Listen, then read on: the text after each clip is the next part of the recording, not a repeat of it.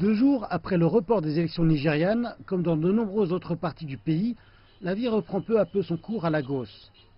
De nombreux habitants de la ville s'étaient rendus dans leur village d'origine à la campagne afin de voter, entraînant la fermeture des écoles et des commerces.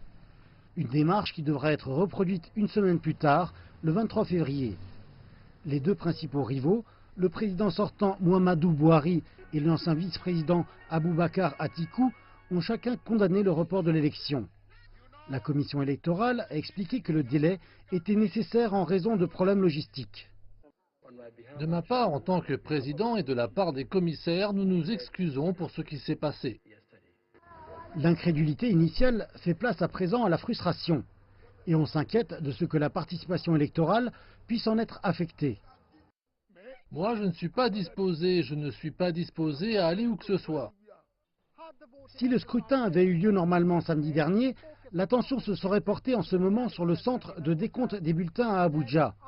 Mais suite au report, il y a une atmosphère palpable d'incertitude, porteuse de davantage de questions que de réponses pour les Nigérians.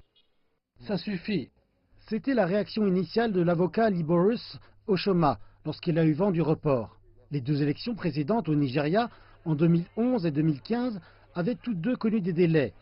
M. Oshoma dit que de nombreuses questions laissées sans réponse émergent du report.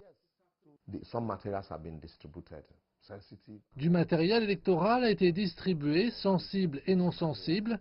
Qu'advient-il du matériel sensible qui a été configuré, par exemple en portant une date? Sera-t-il réimprimé ou simplement laissé tel quel?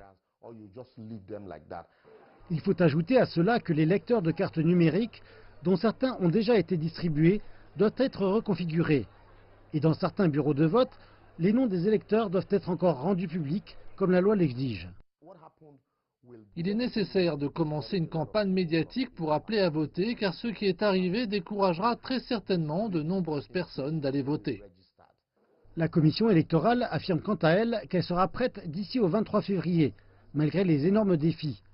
Et le pays voudrait bien la croire.